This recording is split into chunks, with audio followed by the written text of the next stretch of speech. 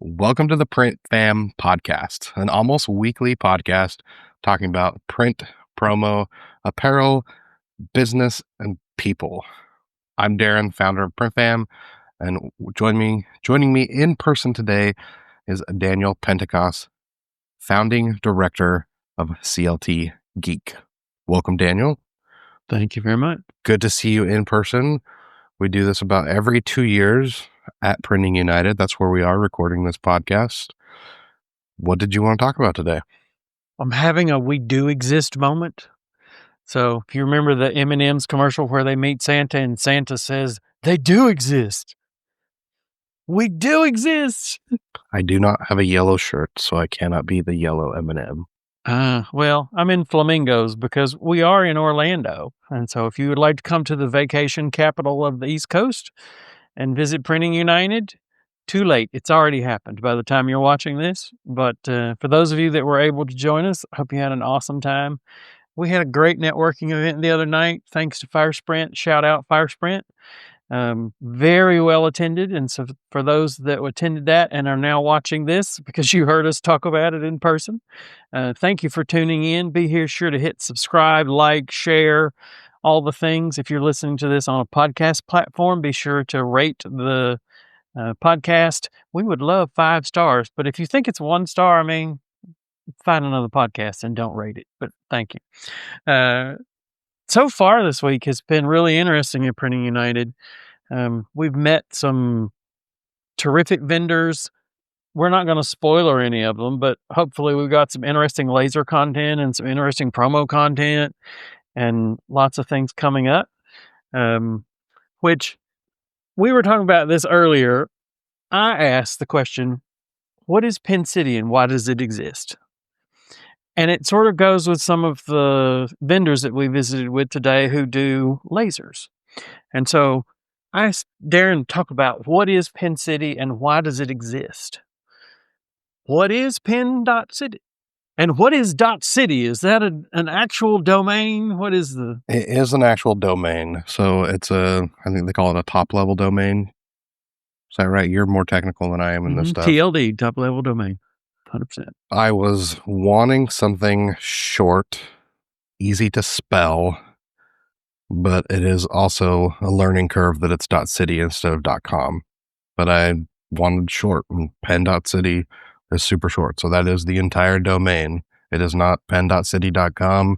It is just Pen.City, similar to like .co, .org, .net. And I liked it. It's simple. It says what it is in the name. Kind of the origins are similar to bulk laser of I was making pens. Not everyone wants to buy a laser or be a production shop, and people asked if they could buy it. And we're currently, I think, on the 3rd version of the website with version 4.0 already in the works. So you've been making pens to sell for quite a few years now. And you've gone through the evolution of started with one laser, went to another laser, went to another. Can you tell people what you use in Pen.City to do your current lasering? So my current laser is an automatic laser. It is a conveyor belt system where you put the pens in one side and they conveyor through. It gets to the engrave station and it actually picks it up and it can turn it to engrave both sides. Technically, it can do a wraparound engraving, but I haven't been adventurous enough to offer that. It also significantly reduces the amount of time, or increases the amount of time it takes, reduces the amount of throughput, which is why I haven't offered it yet. But then it puts it down and sends it out the rest of the conveyor. It's actually one of my favorite sounds to hear in the shop because at the end of the conveyor, it hits a metal plate and it's a dinging noise. And so if I'm sitting in my office, I can just hear the dinging happen every few minutes. Well, it's every few seconds. And I love it. That's your unofficial cash register sound. It is the cha-ching. Now, before you had the automated laser, I know you've done some videos that maybe you can link in the description that showed your rotary setup. So what's the difference between the two? They're both fiber lasers. The difference, when you start running a lot of pens. The issue that it's not really an issue that I was having, but it was a bottleneck that I saw, and it was where we have pens that we run. So we ran them on a rotary attachment, and you could fit 24 pens on it.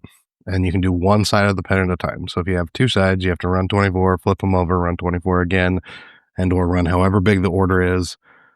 And you run one side, take them off, put them on again, and then run the second side by putting them back on and running them around.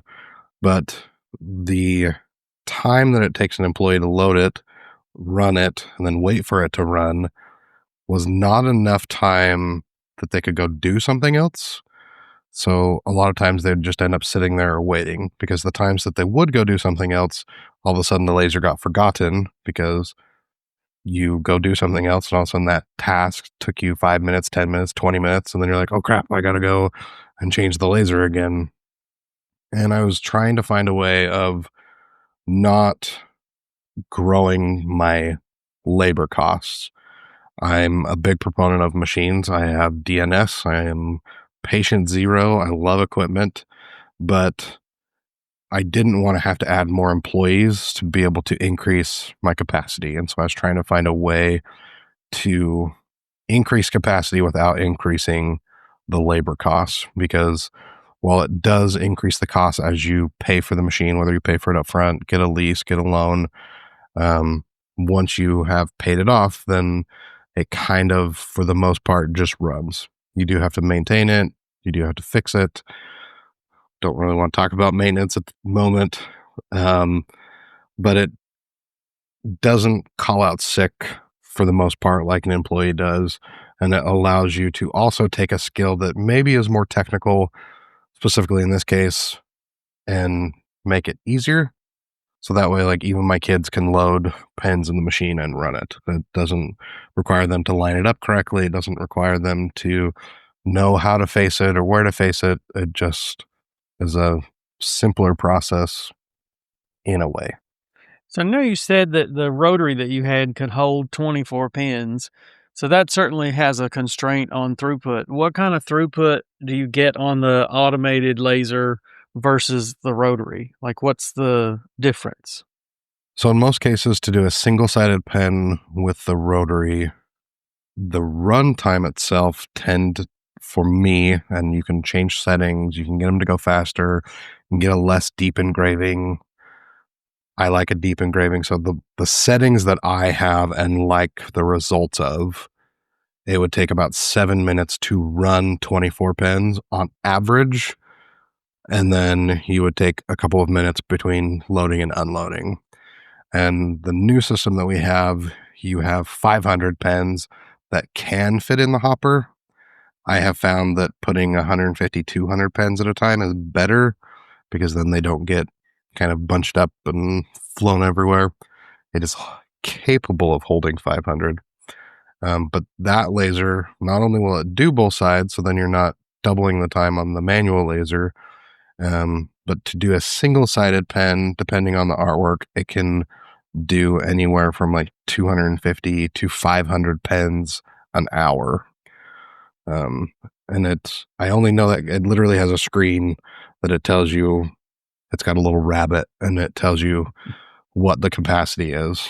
If you're doing double sided, it does slow down, but it really comes down to the artwork, because some artwork runs way fast and some artwork is more complicated.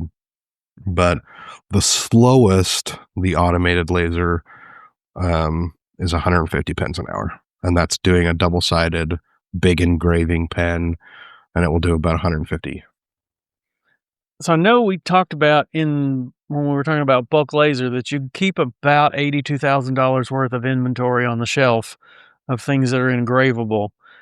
From a pen standpoint, if somebody was going to request 1,000 pens, you have 1,000 pens of the same color on hand. If somebody was going to request, you know, 200 of 10 different colors, you can do that. Mm-hmm. What is the biggest challenge specific to pens that you have in figuring out like what people are going to buy? What do you need to have on the shelf?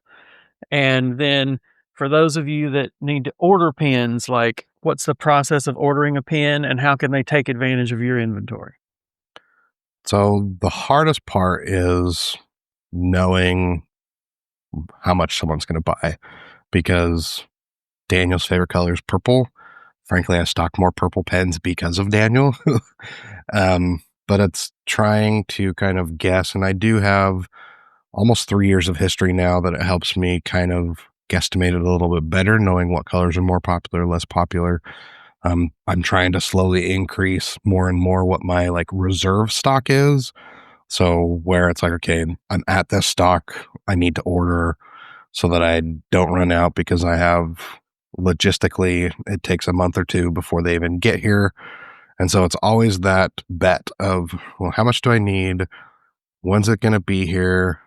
Am I anticipating? And I think I talked about this in the bulk laser order where it's like this year, specifically where being an election year, I made sure I had blue and red stocked up more than I normally would because those are the primary colors for elections. But I'm trying to slowly increase the level of stock that I have because one of the nice things, again, the reason for Pen.City is that it's a resource, it's a local resource to get things done fast. But I have other wholesalers that will buy my stock from me to replenish theirs because they have that same, like, oh no, I don't have inventory, but I know I can go get it from Darren because he holds more inventory. But unfortunately, most of them don't have the reciprocating stock. And frankly, I'm too cheap and I would rather kind of just be out of stock for a little bit. I usually don't have anything that's super crucial, but I've also been a lot better of just not running out of blanks. But I know just last week we had a $4,000, not a $4,000, a 4,000 piece pen order that was all the same color, and it only depleted about half the stock. So it was one of the more popular colors. It was navy. So it only, I think, like navy, black, gray, those are probably the three most popular. And I try to keep a minimum of 10,000 on hand. So So if somebody wants to place an order for 4,000 pieces, what's the process? So, like I said, we're currently on Pen.City 3.0, I think. Um, and I custom built it. I vibe coded it. I've actually got a video coming out on the main channel. I don't remember if it's come out or is coming out, but I vibe coded Pen.City. So for those that don't know what vibe coding is, in my tech world, that is engaging with an AI tool like ChatGPT, and you tell it what sort of program you want it to write, and it spits out a bunch of code. And fingers crossed, you copy and paste it into the system that you're working in, and it may work, it may not. You may have to do a little more vibing to make it work, but sometimes you get lucky and it creates a system that works. And uh, kind of interesting. Maybe we'll do a whole podcast on vibe coding. I'm not going to tell you which camp I'm in as to whether I like it or not. You'll have to guess. Put that down in the comments whether you think me as a chief information officer am pro or anti vibe coding.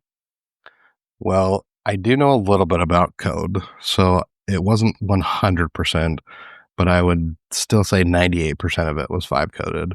I do know enough to change a CSS script or change parameters and things, but most of it was vibe coded. But you don't have to know how to code to order on Pen.City. You do not. But the reason I did it was I wanted a very specific, very simple workflow. And no platform had it as simple as I wanted it because all I sell is pens on there and all I sell is one pen on there. So I wanted it very simple. It's a matter of you do have to have an account. It is wholesale only. So you have to get an approved account. Once you have that account, you log in and there's a place order button and you fill out how many pens you want, what colors you want. You put the artwork in and you submit the order. Do you put where you want it shipped? We do. I don't blind ship, but I set everything as from shipping department to not my actual shop address. So if someone Googled it, then they're not going to find some other shop. So it is obfuscated, um, but we don't put any marks on it. We don't put Pen.City on it, There's and no marketing material in the box. it is just the pens in the box. But once you place the order, then the portal gives you the link to pay. And then in the meantime, that gives us a notification that we check the artwork that you submitted. And if it's not on our template, we put it on the template and we still send it to you to be approved just to make sure you like it. Occasionally, we'll put notes on it of, hey, we don't think this will work out, or hey, it needs to be bigger. Or sometimes I just make it bigger and send you the proof. And once it's approved, then it goes into production and it's out the door. Typically, that entire process is done within 2-3 days, sometimes one. From an artwork standpoint, what are the most important considerations of artwork for a pen? The biggest problem I see is people trying to put too much on a pen as far as the amount of text. So they're trying to squeeze in a lot of information and it just makes it really small because the engrave area on a pen, at least my pen, is 0.24 inches tall and 2 inches wide.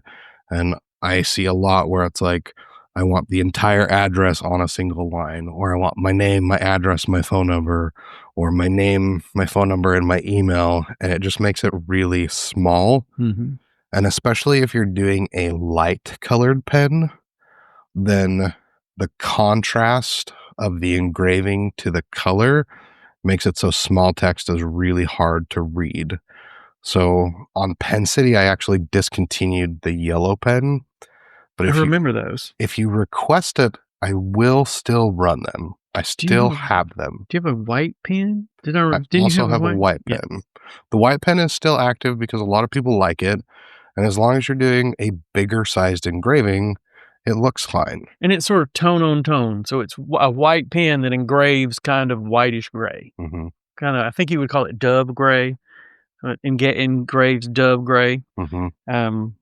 What do you think is the pen that gives you the boldest, like if you were trying to make the most impact? Like, is it the navy? Is it the black? Is it the, obviously my favorite is purple.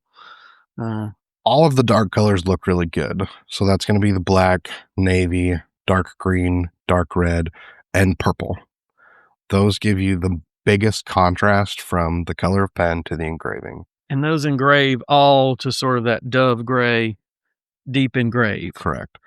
So with my pen, the construction of it is it's a plastic body that has a metal housing that then is rubber or silicone coated. And it is silver. So like if you were to engrave the pen with like a CO2 or a diode laser, it doesn't go very deep and you can actually get a reflective finish. Again, the reflective finish doesn't work very well unless it's big text, big designs, which is why I like to go deeper, just because I also like to have more contrast because I like the look of it better. And so with my engraving, I'm going deeper into the metal past the shiny layer. So it is still metal, but it is more of a dull grayish white. Depending on who you ask, they'll say what color they think it is. I think it's more of like a gray color than white, but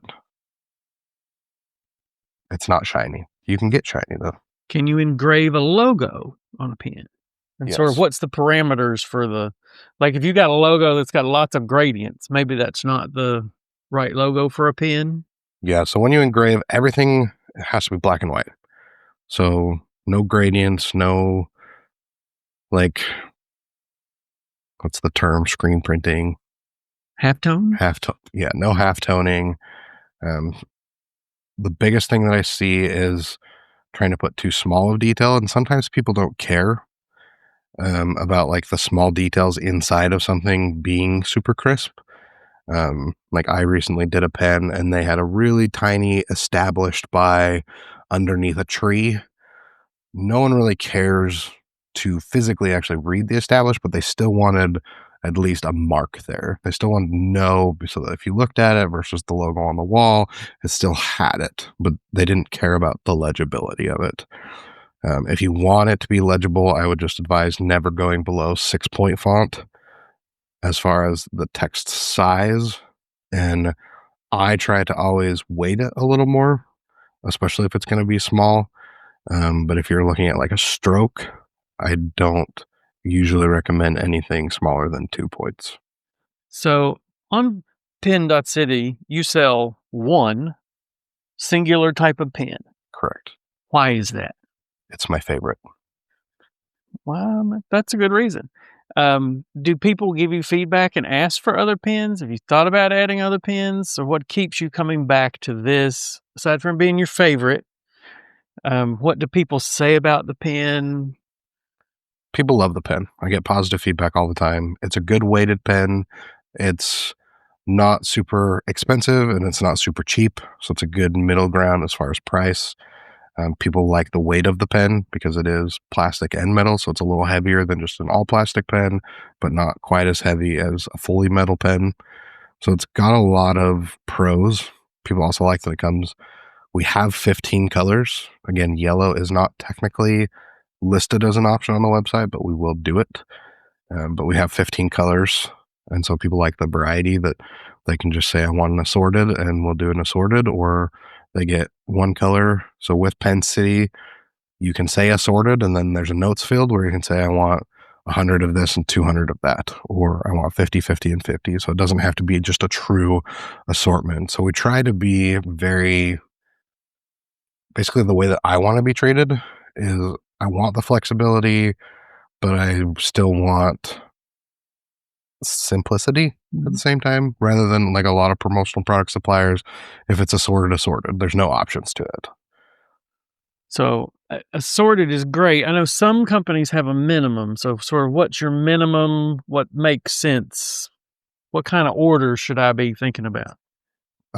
Technically, I think we'll let you do one, but I do have an LTM charge.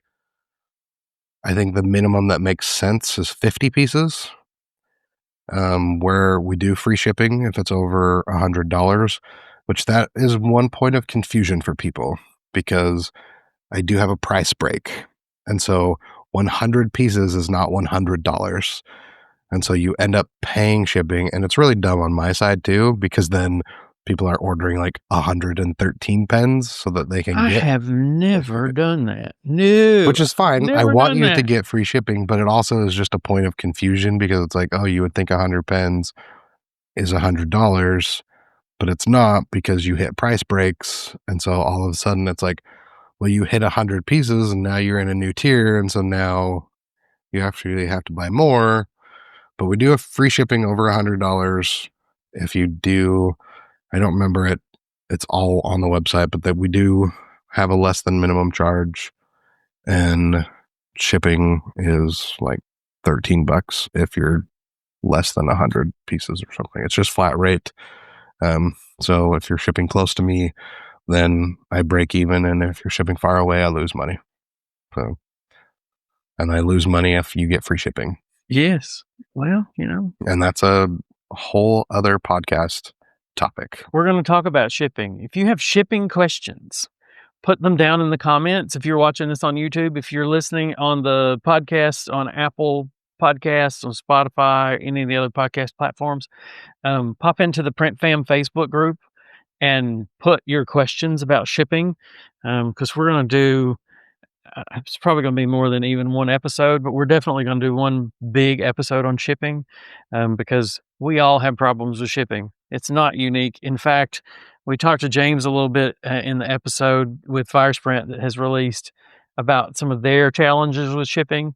And shipping is definitely a topic that all of us end up with trouble in. The other thing that people end up with trouble in is pricing.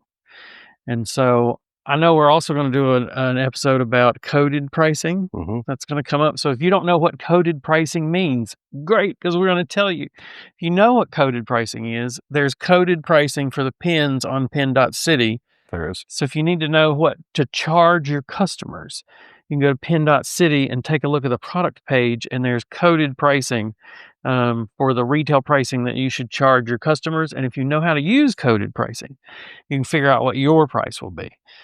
Speaking of what your price will be, so if somebody came to you and said, "Hey, I've got a client that needs 10,000 pens," and assuming that you have those, do you have some flexibility? Like, what can you do with the big orders? Or there's special orders, things that people should consider? Yeah. So I'm happy to work something out, make it a win-win for all of us, assuming I have inventory. Um, but like I even have some customers that like will pre-run a bunch of them, but then will only release certain amounts, or will do multiple shipping locations. That's not built into the website. It's not something that I want to generically offer, but it is something that we will do because we want it to be a partnership. So the oddity request, the best thing to do is just ask. And I get that sometimes too. Like even Daniel has said, "Hey, can you overnight these pens for me?" Because overnight is not an option. But a lot of times we still can fulfill those requests. Now, oddity requests. So I know that you have a client that you're doing fulfillment for, and you've got some other ones that are teed up. So somebody had a request where maybe they go through 20,000 pens in a year and they don't want to order those 250, 500 at a time. Can they like reach out to you, and where should they reach out to order like 20,000 pens, and then maybe you hang on to the rest of them in inventory and ship them out maybe to 1,000 to 20 locations? Where do they reach out for that? Best option, the contact form on Pen.City. That will just send me an email and we can start the conversation there. Um, and that's on like the number one question that I get from the contact form is what's my cost? So we definitely need to do an episode on coded pricing because on the product page, the pricing is on an A because I like that math. It's easy for me, Mhm. but it is there on the product page. So, if you would like to have some pens made and you are a trade customer, so you're a print shop, you're a sign shop, you're an apparel shop, you can register for an account on Pen.City. Keep in mind that account does not go live instantly, right? You actually verify that these customers are not like an end user trying to buy pens for their office. You can't Correct. do that. So register for an account, be patient as a real human will review your application, This human. this human. And once you're in the system, then you can place orders, but you will not accept orders from people who have not gone through the application and approval process, right? Correct. So like I even had one, and this is a great question that I would love some feedback on. Is like I had someone sign up for an account that was a referral from a printer, and they signed up for an account, and I was trying to decide what to do when then the person that referred them placed an order and the artwork had that person's company name on it. So I knew it was them and I just decided to ignore the request. But I'm on the fence, not sure how to properly do it, whether it's okay, I have a form that people fill out and then I randomly assign it to the closest person, or I just randomly assign it because we ship everywhere, or do I make a directory available of those that resell our product? Like, one, what is your thought on that? And two, leave a comment of what you think I should do. But to like round out the answers, no, if they are not a print shop, so as part of it, you have to upload your resale license.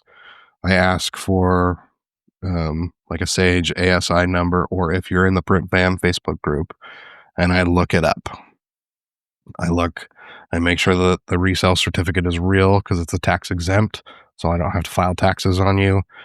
And I make sure that you're a legitimate business, that you're actually operating, because that's the whole point of the website is so that you guys can resell the service so that you guys can make money. It's not for an end user to use the service. And I think that's important to note. You know, the Print Fam is about, and if you sign up for the Print Fam, you've seen these questions. One of them is, are you a business who is actually trying to make money, or are you trying to make these for your own personal use? Pen.City falls into the same category. You know, if you're trying to buy 1,000 pens for your office, Pen.City is not for you. That is not the right place for you to be buying this. These are for businesses who are really trying to resell and make money. And I know that you're doing everything that you can within reason to keep the random end user from signing up for an account and just buying some pins for their office or pins for a wedding or, pins for an event. Pen.City is not the right place for end users. It is absolutely the right place for those of you who are trying to build your business and you want a quality product to deliver to customers that enjoy a quality product. Now, I mentioned that, so I'm not going to say where we were today, but we were at a booth at Printing United, and the place that had pins out could have lasered their own pins, but what did they have? Pad printed plastic bets. A cheap plastic pen. I have this conversation with my own clients at least once a week. And I think last week I probably had it 10 times. And it's don't buy cheap pens. If you're going to buy a pen that's disposable, like somebody's going to use it once, I get it. There's an application for that. Sure, knock yourself out. But if you're going to buy pens for an event, you're going to buy pens to give away, and you want people to carry you with them, don't buy cheap pens. Plastic pens should not be in your repertoire if it is something that you're handing out or you want people to keep you. You want the pen that you hand it to them and they go, wow, that's a nice pen. And then my favorite comment about these pens, because I use Darren's Pen.City pens, is I get a text from people, and I won't say what local government near me, but I do service a couple government clients, and I got the comment back when I gave a group of these folks some pens. It's the best pen that we have in the office, and everybody's trying to get one of these pens. Well, that turned into that organization actually placed several orders now for pens that they use in their own promotional materials, and they use them in the office too. They have them in their conference room. The people that come into town to have meetings with them get these pens, love these pens, talk about these pens, take these pens back to their own cities. And really, that's the reason that you sell one pen. It's not just one pen, it's one dang good pen. You can change that to whatever word you would prefer, knock yourself out. But the reason that you sell one pen is you do one thing and do it really, really well. And for the customer that buys this pen, it is the pen that they will reorder. Generally, if you got people that have bought plastic pens and go through, let's say 250, 500 plastic pens, they may reorder them, but they're not excited about those. I have a client who ordered I think it was 5,000 of the cheapest of the cheap pens. I'm gonna say it. They were from Amsterdam Pen. If you've ordered from them, more power to you. But they were the cheapest of the cheapest pens on some kind of promo, like super special discount code, promo code. Let us get your business. And when they came and they had them out on their counter, I walked in and saw them, and they did not tell me that they were going to order these pens. I saw them, and my response was, get that crap off of the counter because your clients do not need to see that. And it was a conversation that we had. I ended up precipitating a conversation with the owners. I'm like, you're in a business that needs an image of a certain quality. Like, people have to think of you because they're going to come in your business and spend a certain amount of money, and their expectation has to be met by that marketing material. It doesn't mean you have to have a $4 pen, but a $1.50 pen, you should definitely have a $1.50 pen if somebody's going to spend $150 to $5,000 with you, because that reflects the quality of your business. I will get off that soapbox, but I refuse to sell cheap pens. In fact, over the last month, I probably have refused 10 orders from people who said, I want to buy a cheap pen to give away. And my response was, find something else, because people don't need to know you as the company that gives away cheap pens. Well, and that's the same for me. I have a story where it was a new business. They were starting out. They were teaching cooking classes. They wanted to give a pen to everyone that came to the class so they could write on their notepads, they can write on. Basically, they made meals and they went in these containers that you put in the freezer, and they were paper-based containers. So you could write on the container what the food was, how long it should be in there. And she came to me, and at the time, I think I was just barely doing my pen.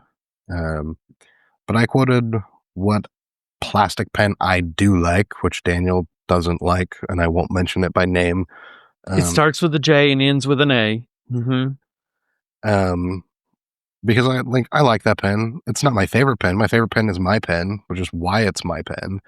But it was what I consider an okay pen and more of a budget pen. Oh, it's absolutely a budget pen. It is a cheap pen, and it feels like a cheap pen, and anybody that tells me that that pen is not a cheap pen is just lying to themselves. Well, back to the story.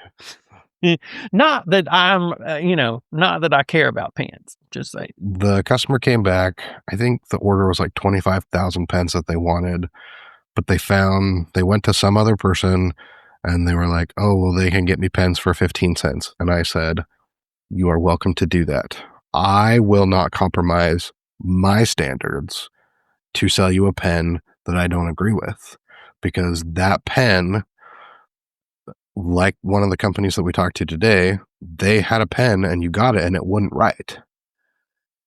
And you end up throwing them away anyway, or they fall apart and they're not a good representation. Let me footnote this. So we were on the Printing United show floor. Great company. We love them. We love their staff. We love everything about what they do. We got their promotional pen that they had bought clearly for this event. Their promotional pens that they had spent good money for, and they sell a great product, but the pen would not write. The pens they had in their booth would not write because they bought a pen that did not reflect the quality of their own product. Too many businesses do that, and I won't belabor and it. it's not even about pens though. But too many businesses do that in general with the shirts that they buy, with the swag that they give away. I had to have the same conversation with the company that they were doing an event. They have about 150 customers. So they wanted to do 150 coffee cups. Well, I am from Utah. People in Utah very rarely drink coffee. Utah is the soda capital or pop capital, depending on where you live, of the world by far. Well, a coffee cup does not hold soda. And there are a lot of people in Utah that are getting on the water kick. Hydro Jug is from Utah. Stanley is from Utah. So people like water. But those that do drink coffee typically want a 20-ounce tumbler. They do not want a coffee mug. They don't want a coffee mug. And those that drink soda want a 44 or a 40 or bigger. I'm only at 30. For those of you that see this, this is a 30-ounce tumbler. Or they want that much water. 20 is too little water, but 40 is too much coffee. And this customer, the reason they wanted to do coffee cups was because with the budget they had, everyone could get one. And in Utah, we have Deseret Industries, or the short way is DI, which is Goodwill Savers. And I said directly to the customer, I will sell you these, but I want you to be aware that most of these will end up at the DI, because that's what will happen. So when you're selling something to someone, at least me, I like to understand, what is your goal of this product? What are you trying to do? What are you trying to accomplish? What purpose is this going to serve? Well, what we ended up doing with that customer is we went from, we're going to do 144 coffee cups to we did, I think it was 15 40-ounce tumblers. But the impact that those few tumblers had were greater than the coffee cups that were going to end up at the DI. 100%. So it's not just pens. It's not just like, that's what drives me bonkers about like people that want the cheapest of the cheap t-shirt. I'm like, why would you sell and or give away a t-shirt that is garbage? Mm. I don't want, like, if I'm going to spend money on my own brand, like I will buy people a Travis Matthew polo and put my logo on it, or even just theirs and not even have mine, because the reaction that I get from giving them a retail value polo of $100 is greater than me going and getting 10 shirts that cost $10. The return on that investment from selling a single or giving away a single polo is far greater than the impact of 10. 100%. So here's our question to you. What questions do you have about promo?